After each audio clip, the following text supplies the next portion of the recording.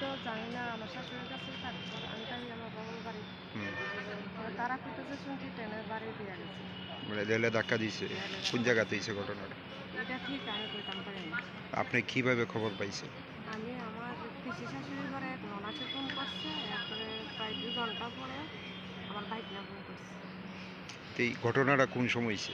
ঘটনাটা সকালবেলা ৭টার সময় তো দিকে আনছে।